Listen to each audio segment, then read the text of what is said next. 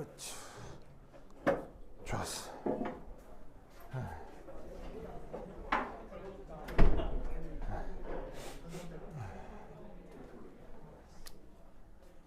아이고. 여기 있어요. 오늘 거. 자. 아이고, 지워볼까?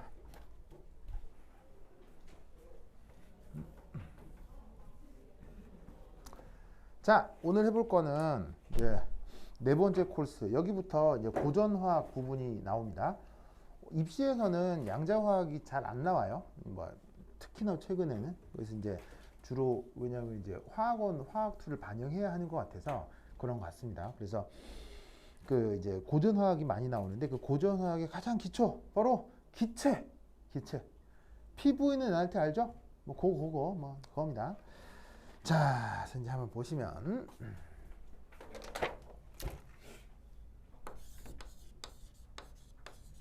코र्스 네 번째 바로 기체 상태. 그럼 이제 기체 상태 하면 절대로 빠질 수 없는 수식이 하나 있죠. 웅이 오빠 바로 뭐죠? 그렇지. 요거. 자, 설마 이걸 모르진 않겠죠? 카이스트나 서울대를 지원하는데 이걸 모른다. 딴 걸 아셔야죠. 알겠죠? 뭐 이건 너무 기본이니까. 그래서 이제 사실은 이제 그 이 수식을 이용하는 문제 자체는 크게 어렵진 않습니다. 그래서 만약에 근데 입시에서 항상 또 체크용으로 나오거든요. 그래서 만약에 피부인 NRT를 이용하는 문제가 나왔는데 이걸 이제 실수해서 틀리면 굉장히 큰 타격이 있을 수 있으니까 이런 문제들은 실수하지 않도록 조심하시는 게 좋고요. 그래서 우선 코र्스 4에는 이거와 관련된 간단한 양론 문제들을 좀 수록해 놓았습니다. 그래서 그거 연습용으로 충분히 풀어보시도록 하시고요. 그거 이제 풀다 보면 뭐 그렇게 어렵거나 하는 문제는 없을 거예요. 그래서 충분히 할 수 있을 거고요.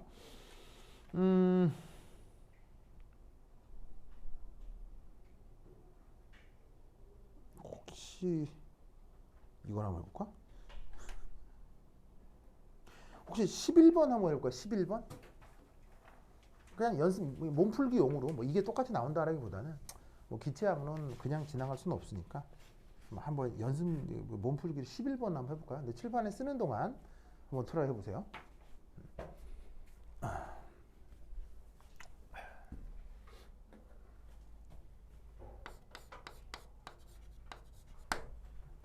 (11번)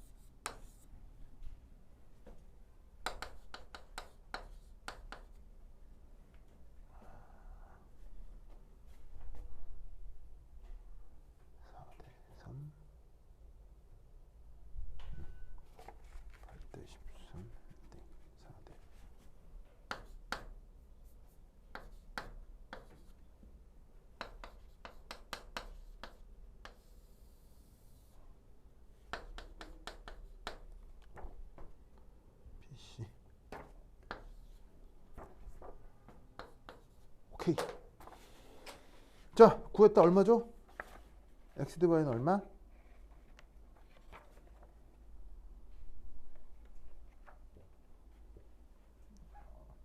잘 안 나와요. x 대 y는 얼마?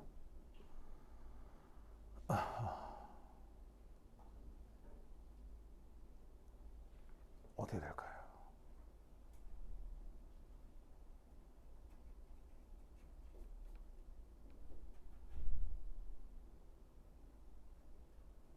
좋아.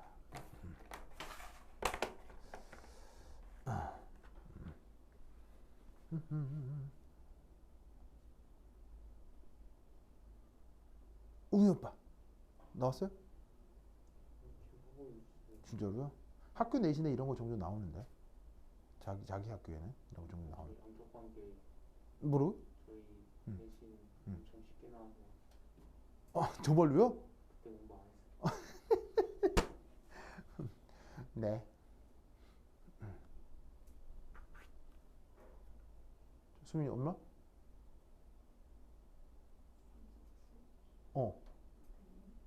정답.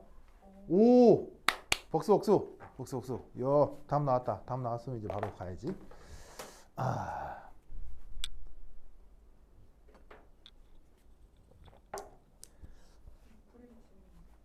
그 NMR, IR 뭐 엑스레이 이런 걸 배워도요. 이런 거 풀라고 하면 틀리거든요. 한번 봅시다. 자, 반응물이고 생성물이 있는데 반응 전에 이제 나와 있는 모든 데이터가 재밌는 건 이제 질량비. 그래서 반응 전에 실험 1번을 했고 그 데이터로부터 실험 2를 맞추라는 거예요. 여기서 이제 x하고 y를 구해야 되는 거니까 일만 뭐냐면 사실 두 번째 데이터는 활용할 수가 없죠. 그래서 여기에서 모든 분석이 완전히 끝나야 되거든요. 그래야 이제 그걸 적용해서 x하고 y를 구할 수 있으니까. 자, 그럼 이제 반응 전의 질량비가 a 대 b가 4대 3이 돼요. 그럼 4대 3으로 썼어. 그리고 이때 문제를 읽으면 이때 처음에는 생성물이 없었대요.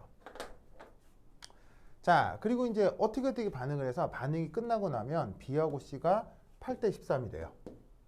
8대 13. 오, 좋았어요. 근데 했더니 문제를 읽으면 이게 아무것도 없대요. 웅이 오빠? 봐봐요. 열심히 트라이 하고 있죠.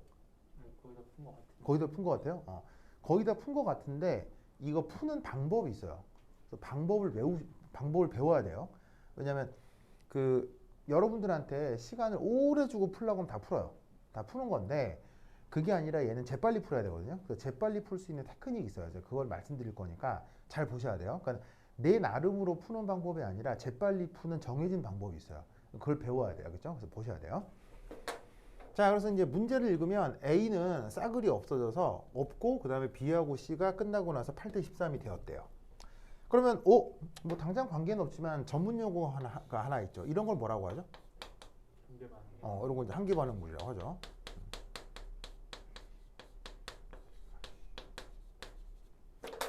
그래서 지금 이제 얘가 이렇게 된 걸 분석을 해야 되는데, 이때 이제 문제에서 이게 B가 나와 있다고, B. 그럼 B라는 건 진짜로 절대적인 크기인 거예요? 아니면 그냥 진짜 비율이에요? 비율이죠. 절대적인 크기가 아니니까 여기 있는 4와 3, 8, 13을 직접 놓고 비교할 수가 없는 거예요. 절대적인 크기가 아니니까. 그렇다면 이렇게 B가 이제 문제에 나와 있는 경우는 테크닉상 항상 이렇게 해줍니다. B가 나와 있는 경우는 항상 어떻게 해야 될까요? B가 나와 있는 경우 어떤 테크닉을 쓰는 게 좋을까요? 별것도 아니지만 바로 봐. 짜잔. 이런 식으로 비례 상수를 도입합니다. 앞으로 문제에서 B가 나와 있으면 항상 거기에 비례상수를 도입해서 주어져 있는 비율을 절대적인 물리량으로 바꾸어주는 습관을 가지세요.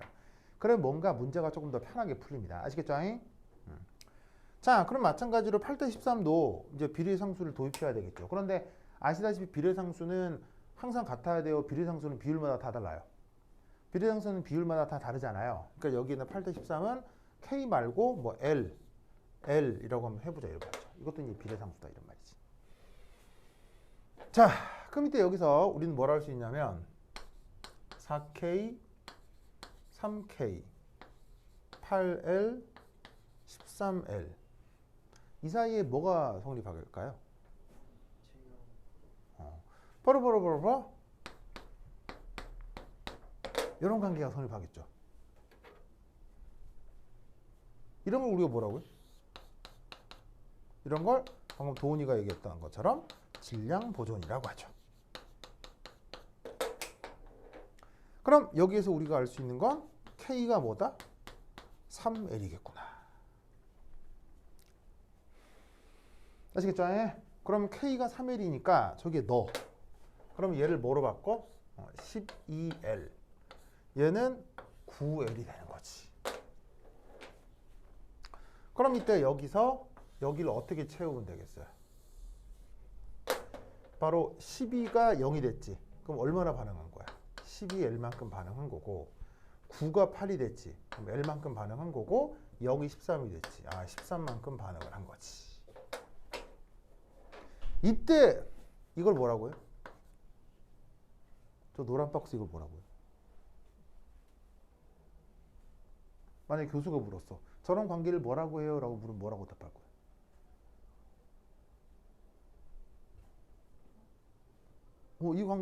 이 관계가 무엇일까요? 라고 물으면 여러분들 뭐라고 답할래요?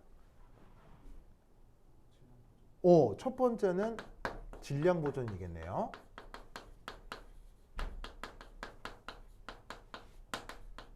왜? 없어진 질량하고 만들어진 질량이 같죠. 그런데 한 가지 이름이 더 있어요. 뭐죠? 그렇지. 일정 성분비 법칙입니다.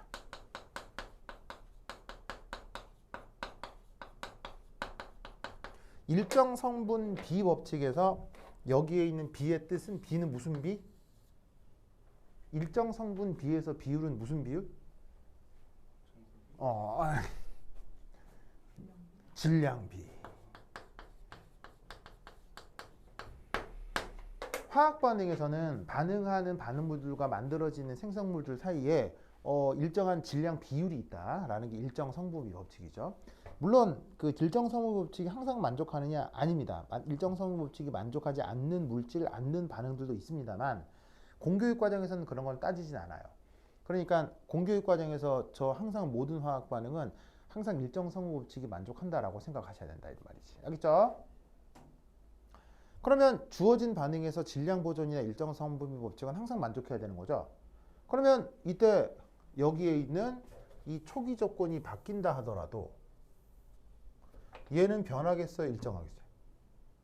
일정해야지. 무슨 말이겠죠? 그럼 쟤를 고정해 두고 그 다음 두 번째 반응을 보는 거예요. 두 번째 반응에서 A하고 B의 질량 B가 몇 대 몇이라고 되어 있죠? X 대 Y라고 되어 있죠. 그럼 이 말은 그 X 대 Y라는 뜻은 뭐 안다는 얘기가 아무것도 모른다는 얘기예요. 뭐 아무것도 모른다는 얘기죠. 그럼 A하고 B가 X다 Y다 라고 써요. 역시나 생성분은 전혀 없었대요. 끝이 났더니 A하고 C가 1대2야. 1대2. 그럼 1대2도 그냥 쓰지 말고 비례상수 도입해서 쓰라고 했었죠. 그럼 예를 들어서 만약에 얘를 M이라고 하면 얘는 2M이 되겠지. 알겠죠? 그리고 또 문제를 읽으면 이 실험 조건 2에서는 B가 싸그리 없어졌대. 바로 B가 한계 반응물인 거죠.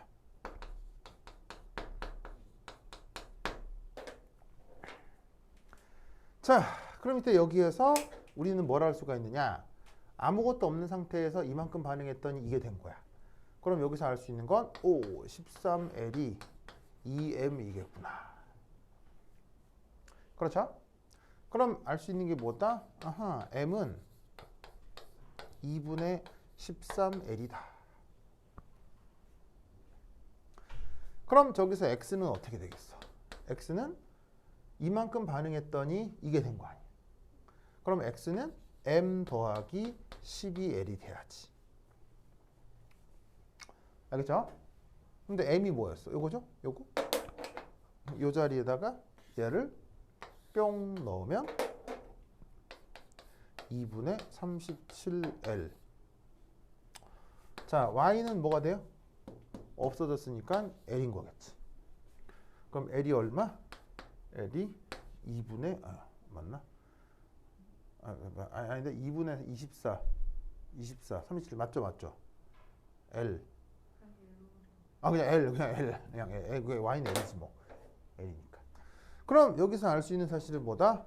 x 대 y가 그게 문제에서 얘기하는 x 대 y겠죠.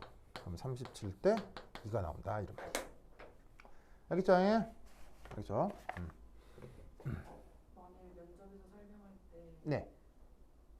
저렇게 미지수로 안 두고 그냥 저 상수들의 합이 각도만 두고 풀어 뭐가 같다고? 다시 뭐라고? 그러니까 네. 8 더하기 13이랑 4 더하기 3을 네. 같게 만들기 위해서 4 더하기 3에 3을 곱하고 그게 이 과정인 거죠. 근데 미지수를 안 넣고 풀어 그러니까 이제 비율이니까 어떻게든 바꿔도 되는 거죠. 근데 말을 상관없죠. 몇 L 이런 식으로 뭐 얘기하면 그게 아니고요. 그게 아니고 이제 되도록이면은 약간 공적인 표현 아니면은 이제 교과서에 나오는 표현으로 쓰는 게 좋죠. 그러니까 예를 들어서 지금 자기가 얘기하는 그 방식이나 내가 지금 말씀드린 방식이나 원리는 똑같죠. 원리는 똑같은데 비례상수를 도입하라는 말이 뭐냐면 조금 더 공적으로 편하게 표현할 수 있다는 거예요. 그래서 저걸 기억하라는 거죠. 그러니까 자기가 얘기한 방식이 이 방식이랑 똑같은 거예요. 똑같은 건데 그걸 말로 표현할 때 비례상수를 도입하겠습니다 라고 말을 하면 훨씬 이 공적인 표현이 된다는 얘기예요. 무슨 뜻인지 알겠어요? 그래서 이렇게 표현한다라는 걸 기억해 두는 게 좋습니다. 알겠죠? 이게 일반학책 같은 데는 이런 양론이 안 나오거든요. 일반학책은 이런 걸 안 해요. 이거 안 하고 이거 다 어디 나오는 거냐면 수능에 나오는 겁니다. 이게 수능 기출이에요. 그래서 이게 그 일반학책 같은 약간 뭐 일반 물리책 같은 이런 대학교과 과정의 공부에 익숙한 학생들은 이렇게 수능 문제 이런 거에 되게 어려워할 수 있어요. 그래서 이제 수능 문제 같은 것들이 이런 양론이 나올 수 있다라는 걸 이제 말씀드리려고 이 문제를 소개시켜 드린 거예요. 알겠죠? 근데 이게 카이스트 기출에서 수능 문제가 반영된 양론이 나오더라고요. 최근에. 나오기 때문에 이런 테크닉들도 알아두셔야 돼요. 알겠죠? 웅이 오케이? 웅이 저 답 30대 구했어요? 저 계산 잘못했어요. 계산 잘못했다고요? 허허허. 좋아. 우진이 이거 계산했어요? 진짜로요? 제대로 맞췄어요? 하다가 중간에 어. 시간 다 되는데 그래. 이 원리적으로 어떻게 되는 건지 알겠죠? 그죠? 좋았어. 자, 그래서 이런 양론이 있었다라는 거 기억해 두시기 바랍니다. 됐다. 자, 그 다음 뭐 해볼까?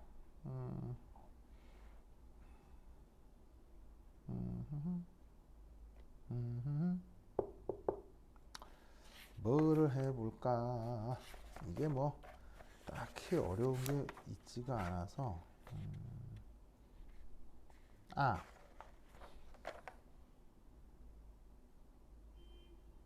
이거 해볼까? 15페이지 15페이지 15페이지 가시면 거기 27번 문제라고 있을 거예요. 15페이지 27번 찾았나요? 15페이지 27번.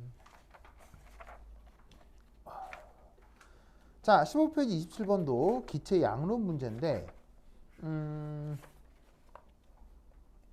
한번 해볼까요? 시작! 네, 칠판에 지우는 동안 한번 해보세요. 15페이지 27번 문제.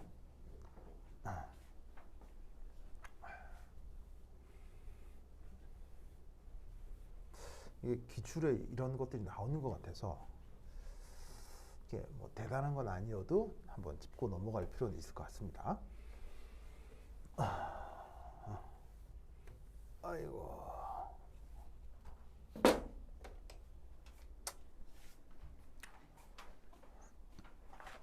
27번.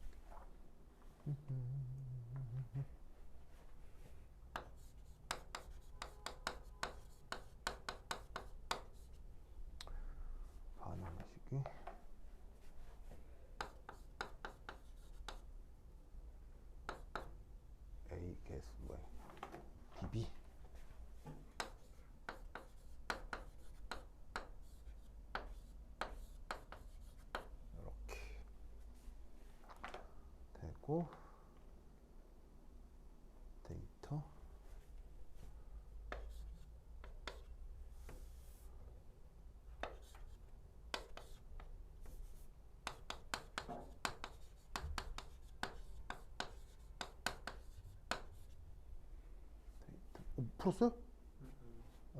아니, 근데 출판 쓰는 동안 해보라니까요. 그래. 좋아.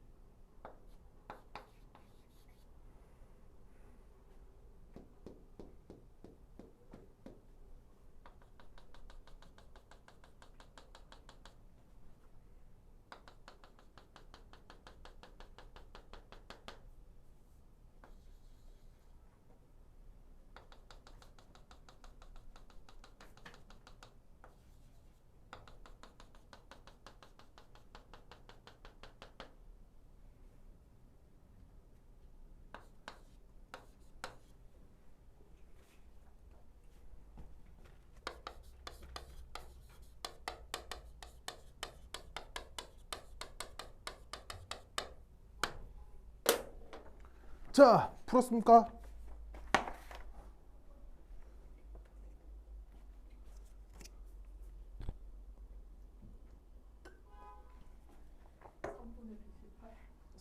삼분의 118이요? 그럼 안 나눠 떨어지잖아요. 자연수로 딱 나오거든요. 자연수로 딱 나오거든. 아니 뭐 그게 뭐 분수해서 틀다가 아니고요. 답이 딱 자연수로 딱 떨어져요. 그치. 자연 딱 떨어져서.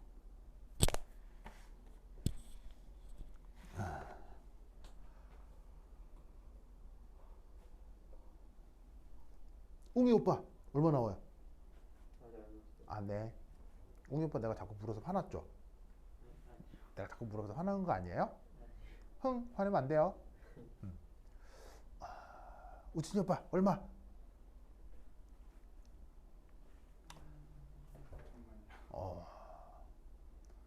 도훈이 오빠 얼마?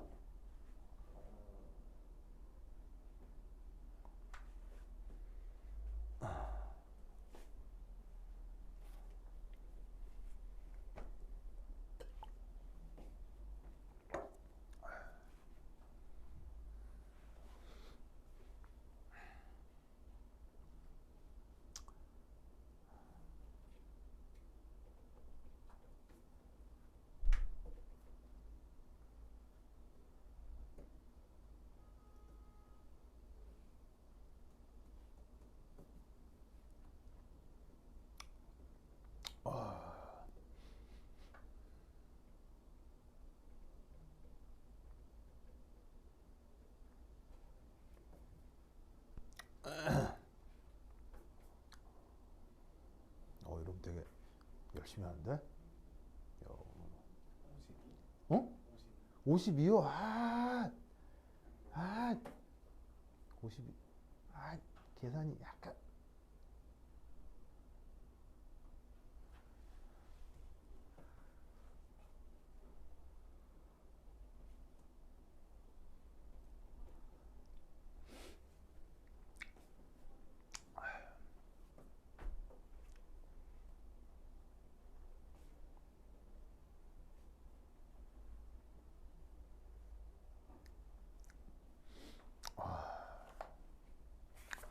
어떻게 될 것이냐.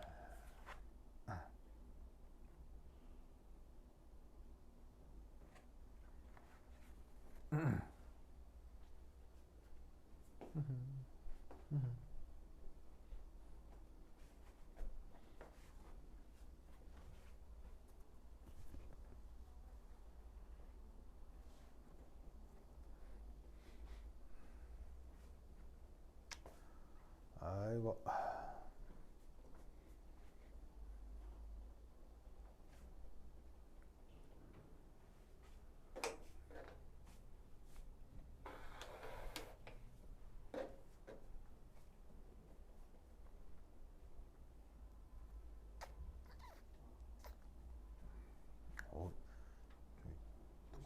어? 정답! 자, 답 나왔으니 갑니다. 자, 답 나왔으니 갑니다. 자, 도니 오빠 나왔어요? 계산 중이었어요? 아, 그래. 그래, 웅이 오빠 계산 중이었어요? 그래. 자, 가봅시다. 자, 지금 이 문제에 대해서는 설명을 잘 들으셔야 됩니다. 그렇죠? 역시나 여러분들한테 한 4시간 줄 테니 풀어봐라 하면 다 풀어야겠죠? 근데 그게 아니고 얘를 후딱 풀어야 되잖아요. 후딱 풀어야 된다는 얘기는 얘를 이것과 관련된 생각이 머릿속에 있어야 돼요. 이게 이제 뭔지를 알아야 돼요. 지금 이 문제는 또 말씀드린 수능 기출입니다. 그러면 수능 기출로 나왔다는 얘기는 3분 안에 풀어야 된다는 얘기거든요. 이거를 3분 안에 이거 풀겠어요? 약간 후달리죠. 3분 안에 풀어야 된다고 하면 후달리. 이게 수능에 나왔던 거예요. 근데 이게 사실은 수능에 나왔다가 문제가 아니고요. 얘는 무엇에 대한 문제냐면 바로 우리말 번역은 적정. 적정을 영어로 뭐라고요? 타이트레이션 이라고 합니다. 그래서 왜 여러분 뭐 화학 배우면 뭐 산염기 적정, 뭐 산화원원 적정 이런 말 들어본 적 있죠? 그 적정할 때 그 놈이에요. 알겠죠? 그래서 우리가 적정을 하면 뭐예요? 모르는 어떤 물질의 농도를 알 수 있잖아요. 그런데 이 문제는 그걸 넘어서 적정이라고 하는 테크닉 전반에 대한 문제예요. 그래서 수능 기출이긴 한데 내가 봤을 때는 상당히 좋은 문제예요. 굉장히 좋은 문제. 그러니까 사실은 이러한 아이디어 가지고 이걸로 박사학위까지 하는 사람도 있거든요. 그러니까 이게 뭐냐면은 수능에 나와서 무시해도 된다가 아니라 이게 수능에 나왔는데 나올 정도로 굉장히 기본적인 어떤 원리를 묻고 있다는 거예요. 그래서 적정이라고 하는 테크닉이 어떻게 구동되는지에 대한 전체적인 전략이 있어야 이게 쉽게 접근이 가능한 문제예요. 알겠죠? 에? 웅이 오빠 알겠죠? 자, 그럼 뭐냐? 우선 문제를 보면 두 개. 자, 적정이라고 하는 건 반드시 반응물이 두 개 사이에서 이루어지는 겁니다. 적정은 관련된 물질이 3개, 4개 절대 안 돼요. 적정은 무조건 물질 2개 사이의 반응입니다. 무슨 말 알겠어요? 이게 3개, 4개가 되면 이게 수리적으로 통계적으로 처리하기가 매우 난감해지기 때문에 적정은 무조건 물질 2개 사이에서 이루어지는 반응입니다. 이때 테크닉적으로 어떻게 하느냐? 둘 중에 하나를 기존 일정 질량 W만큼 준비합니다. 적정을 하려면 반드시 물질 2개가 필요한데 그 중에 하나를 어떻게 돼? 일정한 질량만큼 미리 준비시켜 놓습니다. 항상 알겠죠? 항상. 그런 다음에 나머지 상대 물질을 어떻게? 얘를 소량씩 여기서의 핵심은 소량식입니다. 그렇죠? 소량식. 계속 첨가하는 겁니다. 소량식이라는 것의 의미는 뭐냐면 예를 들어서 저기 우진이 오빠 요리 좀 해요? 해본 것 중에 이거 내가 했는데 맛있다. 해본 것 중에 내가 했는데도 맛있는데 이거 없었어요? 해본데 계란말이까지. 계란말이 쉽지 않아요. 그래가지고 이렇게 하는데 막 다 찢어지고 있는데 계란말이를 했다고요? 멋지다잉. 좋아. 좋아. 웅이 오빠는 뭐 요리 뭐? 라면. 라면. 라면은 끓이면 뭐 먹을만 해요? 그래. 그래. 라면 먹지. 도훈이 언니는? 요리. 간장 계란밥. 혹시 계란 풀고 간장 양념해서 혹시 맛있지? 그래요? 어떤 나름의 레시피가 있군요. 좋아. 요리. 슈민이 언니는 요리? 많이 해요? 요리하는 것도 좀 약간 좋아하는구나. 이거 먹을만하다. 내가 한 것 중에. 괜찮다. 다 괜찮아서. 진짜? 좋군요. 네. 좋습니다. 네. 자, 갑자기 왜 내가 웬 요리를 했냐면, 자, 만약에 내가 요리 경력 40년의 요리 장인이야. 그러면 요리에서 제일 중요한 게 뭐지? 바로 간이지, 간. 이게 적당히 짜야 되고, 적당히 달아야 되고, 적당히 쉬어야 되고, 적당히 약간 쓴맛도 나고, 이래야 맛있는 요리가 되잖아. 그럼 내가 이제 요리 경력 40년의 장인이야. 그러면 간 어떻게 맞춰? 그냥 빡 맞잖아, 그냥. 무슨 말 나겠어요? 에이, 맛있어. 이게 되잖아. 하지만 내가 요리 초보야. 그럼 간 어떻게 해야 돼? 요리 초보면 간 어떻게 해야 돼? 어떻게 해야 돼? 맞을지 안 맞을지 모르잖아. 내가 초보면. 그럼 어떻게 해야 돼? 이게 조금 넣고 먹어. 좀 더 하고 가장 맛있을 때까지 찾아야 되잖아. 근데 무슨 말인지 알겠어요? 그게 사실은 적정이라는 테크닉이라고. 그래서 간 맞출 때 초보들이 양념을 조금씩 넣고 맛보고 조금씩 막 하잖아. 그게 여기서 오는 거예요. 무슨 말인지 알겠어요? 그러니까 소량씩 넣는다는 건 그런 의미야. 왜 그래야 되냐면, 자, 요리에 대한 자신이 없으면 이 안에서 무슨 일이 벌어지는지 장담할 수가 없잖아. 그러니까 한꺼번에 어떤 재료를 넣을 수가 없듯이 반응하는 A 분자, 반응하는 B 분자 사람 눈에 보여 안 보여? 보일 리가 없잖아. 눈에 보이지 않는 상태에서 지들끼리 뭔가 상호작용이 벌어지는 거기 때문에 얘가 반응이 다 됐는지 안 됐는지 확인할 방법이 이게 잠깐 제한적이라고요. 그러다 보니까 뭔지는 모르고 한꺼번에 막 집어넣으면 이게 반응이 다 됐는지 덜 됐는지 덜 갔는지 더 갔는지 확인할 방법이 없는 거예요. 그러니까 그걸 알아내기 위해서 물질을 나머지 B를 조금씩 계속 넣어주는 거예요. 알겠죠? 그래서 어떻게 된다? 정해진 A에 대해 B를 조금씩 계속 넣어주는 거죠. 그랬을 때 어떤 실험 결과가 나타나고 있어. 그래서 그 B를 조금씩 계속 넣었더니 그러니까 계속 넣은 거야. 계속 넣다가 B의 질량이 어느 순간 1g 넣었을 때 어떤 물리량이 나오는 거고 4g 넣었을 때 어떤 물리량이 나오는 거야. 어떤 상황인지 알겠죠? 그럼 이때 여기에 이 물리량의 의미가 이제 뭔지도 한번 살펴봅시다.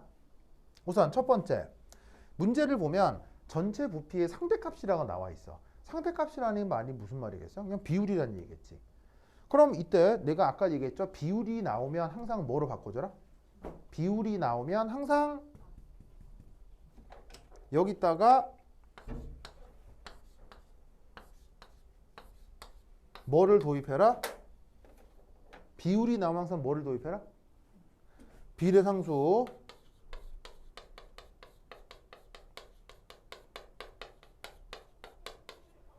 아시겠죠? 항상 문제에서 저런 데이터가 비례 값으로 나오면 무조건 비례상수를 도입해서 절대적인 물리량으로 바꿔주는 게 편하다고 했어요. 이때 어쨌거나 물리량 자체가 부피니까 부피를 뜻하는 영어 알파벳이 뭐예요? 네, 볼륨 V잖아요. 그럼 얘도 그냥 편의상 V라고 하지. 근데 얘가 지금 주어져 있는 A나 B나 C의 따로따로의 부피가 아니라 전체 부피야. 그럼 전체를 우리가 보통 영어로 토탈이라고 표현하잖아? 그럼 이 경우 TOT라고 이제 아래처럼 이렇게 한번 써놔보지. 아시겠죠? 그렇죠? 자, 근데 이때 이 문제를 우선 첫 번째 1 솔루션. 자, 이 문제는 등온, 등압, 조건 되겠습니다. 문제를 읽으면 전체 압력과 전체 온도는 항상 일정하다라고 되어 있거든요. 그럼 얘를 어떻게 여기에 적용을 해야 되느냐? 기체하면 절대로 빠질 수 없는 수식 바로 뭐예요? 바로 PV는 nRT죠? 이때 뭐하고 뭐가 똑같다고요? 온도. 온도가 일정하대요.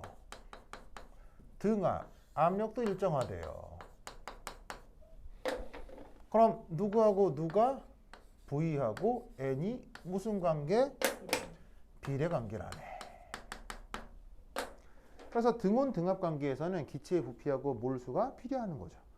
이건 뭐 중학생들도 아는 거죠. 그런데 이때 나와 있는 데이터가 누구의 데이터예요? 어떤 성분의 부피가 아니고요. 전체의 부피죠. 그럼 여기에 있는 얘가 전체의 부피라면 이때 이 몰수는 누구의 몰수라고 생각할 수 있겠어요? 전체의 몰수라고 생각할 수 있겠죠. 아시겠죠? 그래서 여기 주어져 있는 이 데이터를 편의상 또 이렇게 바꿔볼까요? 전체 몰수 N 토탈. 그러면 부피하고 몰수하고 비례하잖아요. 비례하니까 그대로 써주시면 되죠. 그대로 써주고 그대로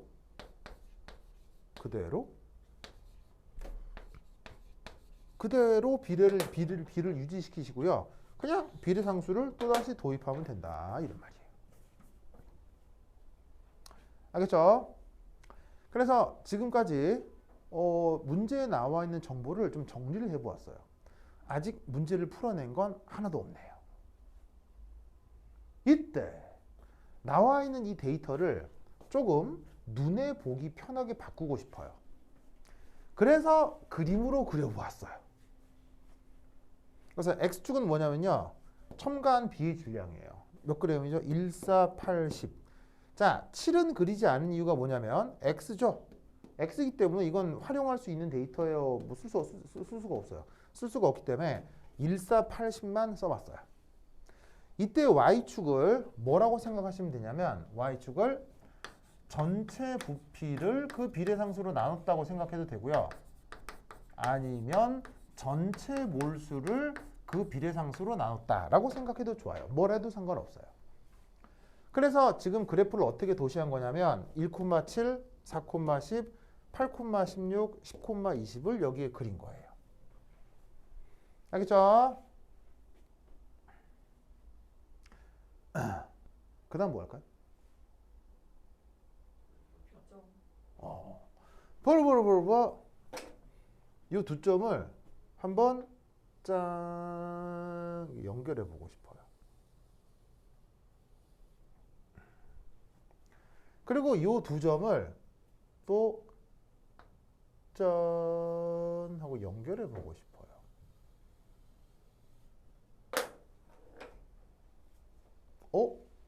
왜 연결할까요? 왜 저 두 점을 난데없이 연결할까요? 이렇게 연결하면 안 되나? 이렇게 이렇게 연결하면 안 되나? 왜 저렇게 연결할까요?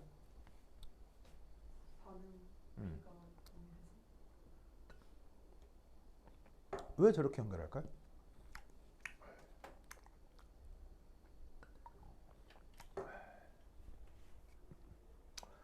바로 이렇게 되기 때문입니다.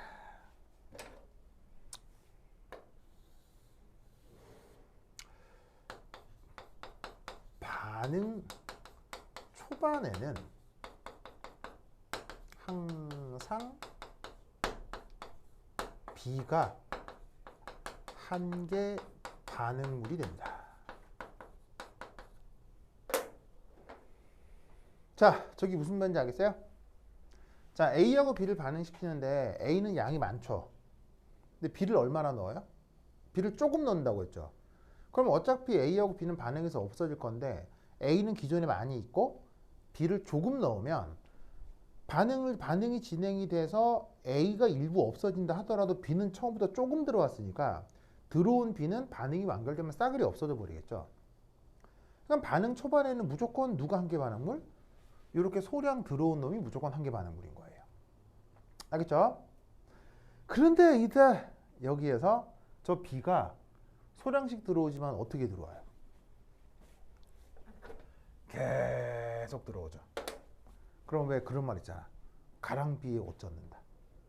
오늘도 비가 막 갑자기 왔는데 혹시 소나기 맞은 사람? 안 맞았어요? 그래. 그래서 어떻게 돼? B를 조금씩 넣지만 쟤를 계속 넣기 때문에 어떤 일이 벌어지냐면 A가 점점 반응해서 없어지겠죠. 근데 A가 점점 반응해서 양이 줄 텐데 이 A도 무한한 건 아니기 때문에 어느 순간 이 A도 전부 다 반응해서 없어지는 순간이 생길 거란 얘기예요. 하지만 A하고 B가 어떻게 반응하는지 눈에 보이는 게 아니라서 나는 그것도 모르고 B를 계속 더 넣을 거란 얘기죠. 그러면 어떤 일이 벌어지겠어요? 어느 순간 A가 다 사라지고 B가 조금씩 들어오면서 B가 넘쳐나는 순간, 즉 A가 다 소모가 되는 일이 벌어질 거란 얘기죠. 그럼 이때 짜잔, 후반에는 무조건 누가? A가 한 개 반응물이 되는 거예요. 아시겠죠?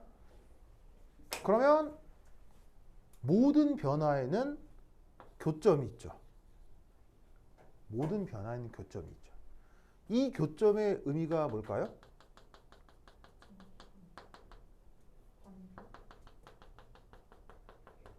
이 교점의 의미가 바로 모두 다 한 개 반응물이 되는 상황이죠. 모두 다 한 개 반응물이 되는 상황을 전문용어로 뭐라고 해요? 모두 다 한 개 반응물이 될 때를 전문용어로 그걸 당량점이라고 하는 거예요.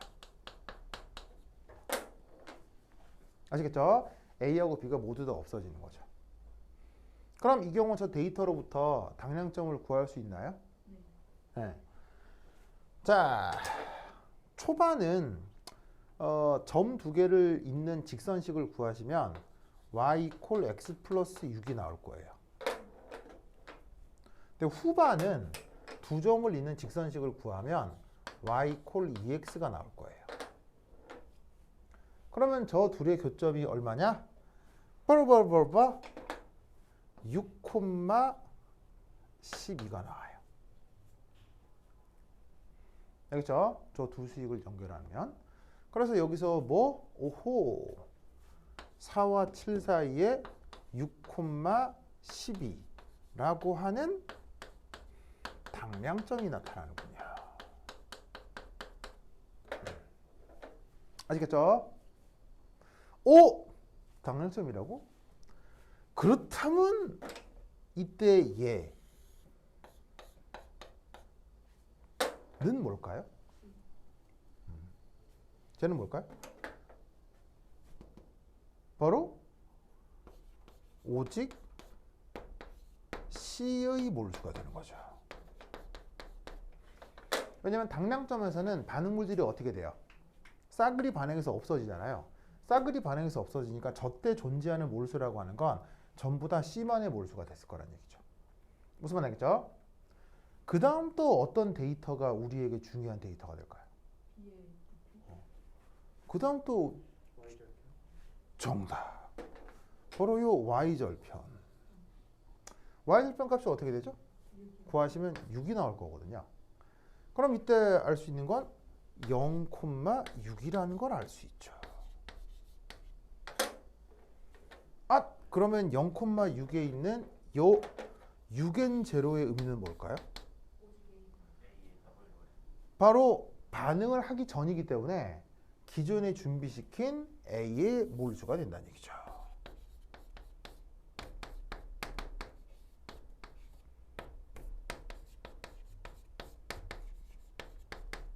그래서 A를 질량으로 W만큼 준비를 해 두었는데 그게 몰수로 치자면 이 문제에서는 6n0에 해당하는 몰수가 된다는 얘기예요. 아시겠죠? 그럼 이때 그냥 어부지리로 x는 바로 구할 수가 있죠. x는 보시다시피 당량점 전이에요, 당량점 후예요? 당량점 후죠? 그러면 7,x를 찾으면 되죠.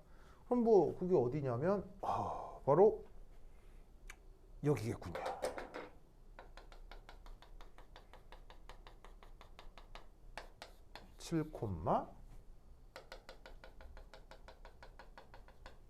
x. 그런데 y 이퀄 2x를 따르는 구간이니까 여기가 바로 14. 됐죠? 그래서 x는 14로 구해 놓았어요.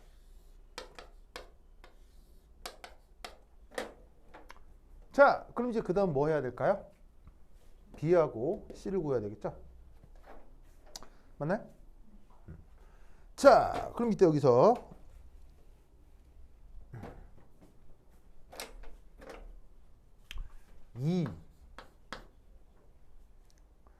자, 당량점 이후는 A가 있어요, 없어요? A가 없죠. 그리고 만들어진 B의 양은 변해요, 불변? 생성된 C의 양은 변해요, 불변이에요? 불변이죠?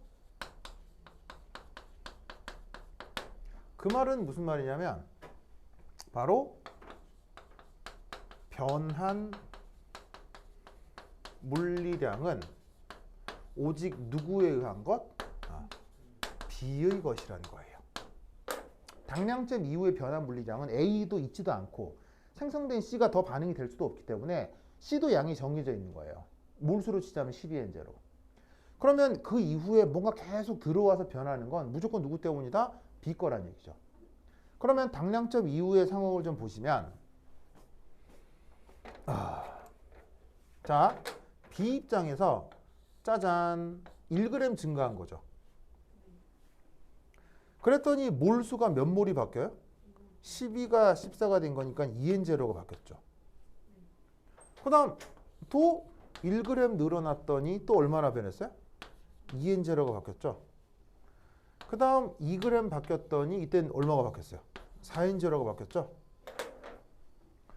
뭔가 규칙이 딱 보이죠? 딱 보이죠? 그러면 이 말은 무슨 말이다? 지금 이 경우 B 1g은 2N0 몰에 해당하는구나.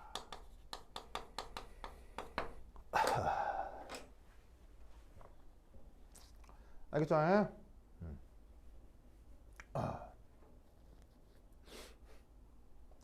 자, 그럼 이제 그 다음 뭘 해볼 것이냐? 요렇게. 그러면 3 당량점까지 첨가된 B의 몰수는 결국 몇 몰이라는 얘기예요? 12N0 몰이겠구나 라는 걸 알 수 있는 거죠. 왜냐면 그때까지 첨가된 게 저기 문제 보시면 6g이라고 되어 있거든. 1g이 2N0면 6g이면 12N0겠지. 됐죠? 그 다음 이제 뭘 해볼 거냐? 자, 위에 지워도 되겠죠? 위에 준다? 위에 준다? 우춘 오빠 괜찮아요? 우춘 오빠 지금 너무 이렇게 뭐냐 힘이 없어 보이는데요? 졸리죠? 진짜로요? 명상하는 건데 봤는데? 그래요? 누구 만나고 왔어? 그래요? 그래. 좋다. 자, 여기 줄게요. 여기 준다. 에잇.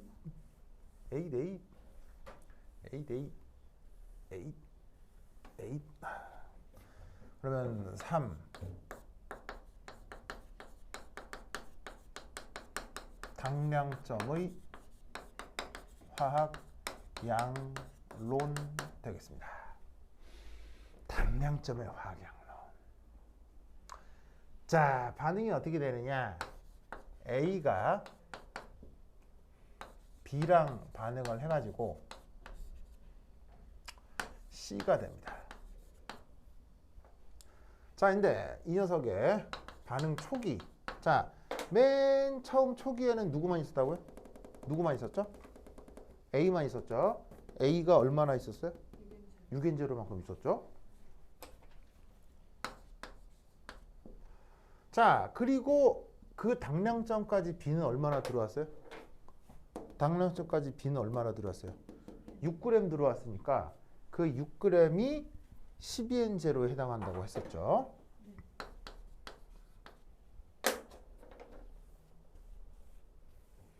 그럼 이때 여기서 반응을 해야 되겠어요.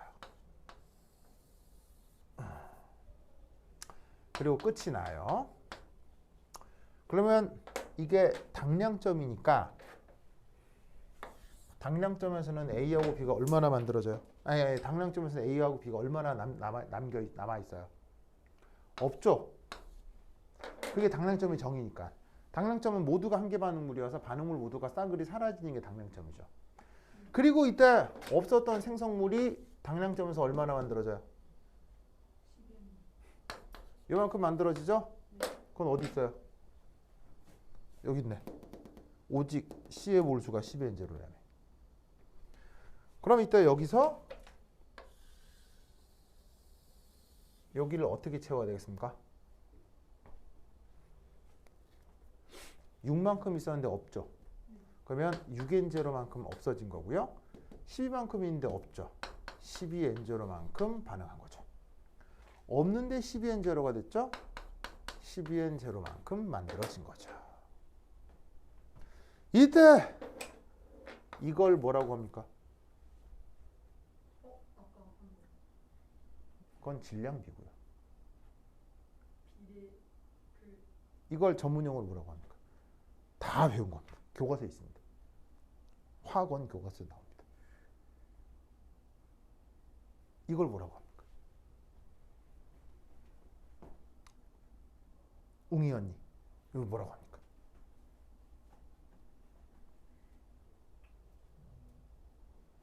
다 들어봤던 겁니다. 배수비. 야, 그게 아닌 곤란한데요? 그건 아까 질량비고요. 이건 무슨 비예요?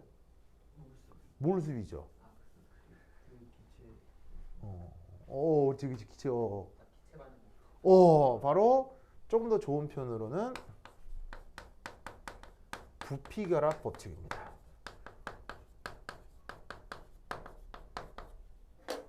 아까 명심하세요. 이거 외워야 돼. 이게 전문 용어고 입시니까 이 말을 외워야 돼. 일정 성분 B는 무슨 비? 일정 성분 B는 질량비요, 질량비. 알겠죠? 근데 지금 여기서 언급하는 부피결합 법칙은 무슨 비? 몰수비야, 몰수비. 부피비라고 하지 말고, 알겠어요? 결국 몰수비, 알겠죠? 명심해야 돼. 그래서 일정 성분 B는 무슨 비? 질량비. 그 다음에 부피결합 법칙은 몰수비, 알겠어요? 이게 원래 영어 표현으로는 law of combining volumes예요. 요거 진짜 부피 결합 법칙, 알겠죠? 근데 얘를 우리말 번역으로는 이렇게 번역하기도 하지. 기체 반응 법칙이라고 번역하기도 해요. 그래서 이렇게 써도 되는데 좀 더 좋은 번역은 이거라고 보여줘요. 그럼 적어도 말 그대로를 그냥 쓴 거니까, 알겠죠? 그래서 기체 반응 법칙도 좋은데 이 부피 결합 법칙이라고 하는 게 원어에도 가까운 표현이긴 합니다. 그래서 어쨌건 몰수비, 일정 반응에서 나타나는 그 일정한 몰수비는 화학 전문 용어로 부피 결합 법칙이라고 한다는 거. 그거 기억해 두셔야 됩니다. 알겠죠? 됐다. 그러면 이때 우리는 여기서 부피 결합 법칙에 6N0 대 12N0 대 12N0는 바로 뭐랑 같아야 돼요? 이 앞에 있는 화학 양론 계수비랑 같아야 되죠.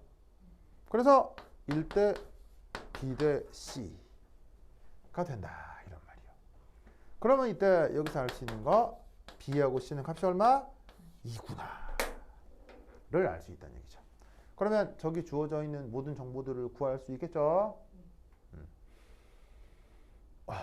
역시나 풀 수는 있으나 이렇게 원리적인 이해가 조금 약하면 풀 때 매우 우왕좌왕할 수 있는 문제예요. 이랬다가 저랬다가 이 뭐지 이렇게 될 수 있는데 이게 굉장히 개념이 명확하죠. 명확하기 때문에 이 명확한 개념을 따라 문제를 푸셔야 돼요. 알겠죠? 그래서 머릿속에 적정이라고 하는 테크닉이 있어야 됩니다. 이게 이제 수능 기출이니까 수능 문제 푸는 애들은 이 문제 푸는 걸 알고 있는데 보통 그 일반학 책의 양론에는 이런 게 잘 안 나오거든요. 그러니까 이게 오히려 그 일반학 이상의 공부를 한 학생들은 오히려 좀 이상하고 어색할 수도 있어요. 그래서 이런 문제가 있다라는 것도 그거 알아두시기 바랍니다. 하나만 더 해볼까요? 이 문제에서 자, 여기 지운다. 그래서 이제 결국 B하고 C가 뭐예요? 2 이렇게 됐죠?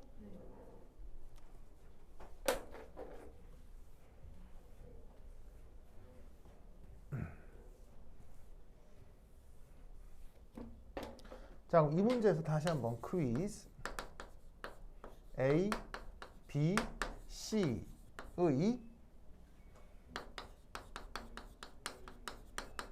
분자랑 비는 어떻게 될까요?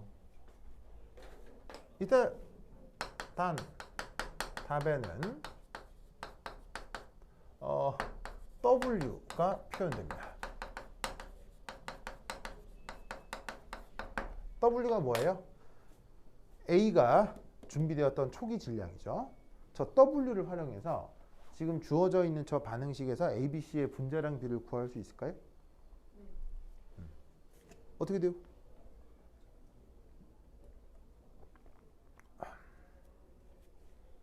웅이 오빠 어떻게 돼요? 웅이 오빠 또 안 풀어보고 그냥 넘어가려고. 6분의 W도 2분의 6분의 W. 오케이. 자, 이거죠. 첫 번째 1. 자, 뭐부터 해야 되겠어요? 일정 성분비 법칙부터 알아내야 되죠. 자, 아까 나왔던 1대 2대 2는 무슨 법칙이라고요? 기체 반응 법칙 혹은 부피 결합 법칙이라고 했죠. 그런데 몰수비 말고 이 반응에서 질량비도 있을 거 아니에요. 그걸 우리가 뭐라고? 일정 성분비 법칙이라고 했고요. 그걸 지금 구해볼 수 있겠냐는 거예요. 자, 어떻게 되겠습니까? 당령점까지 반응한 A의 질량은 몇 g이죠? W g. B는 몇 g이죠? 6g. 그리고 생성된 C의 질량은 W 플러스 6g이겠죠. 놀랍게도 이게 저번에 나눠드린 카이스트 기출에 비슷한 게 나와요. 그렇죠? 비슷한 게 나와요. 그래서 한번 체크를 해봅니다. 그럼 이때 여기에서 A 대 B 대 C의 질량 P W 대 6 대 W 플러스 6. 자, 문제에서 뭐라고 했냐면 분자량을 구하래요. 분자량은 여러 번 얘기했지만 당연히 뭐분의 뭐? 뭐를 뭐로 나누는 거죠? 분자량을 뭐를 뭐로 나누는? 질량을 몰수로 나누면 되죠. 그래서 질량의 단위는? 그램. 몰수의 단위는? 몰. 그래서 분자량의 단위는? 그램 퍼 몰. 이미 단위에서 질량을 몰수로 나누라 이런 말이 나오죠. 그럼 이때 여기서 A의 분자량, B의 분자량, C의 분자량을 당량점 정보로 구하죠. 그러면 뭐 대 뭐라고 하면 되겠냐고요. 당량점까지의 질량은 W 대 6 대 W 플러스 6이고요. 당량점에서의 몰 수비는 화학 양론 개수비인 1대 2대 2가 되겠죠. 알겠죠? 얘를 풀어주시면 주어져 있는 물질의 분자량 비가 나타납니다. 아시겠죠? 그래서 이런 양론 문제 같이 잘 기억해 두시기 바랍니다. 오케이, 됐다. 그러면 한 10분 쉬었다 하도록 하겠습니다. 환실 가도세요. 오이씨.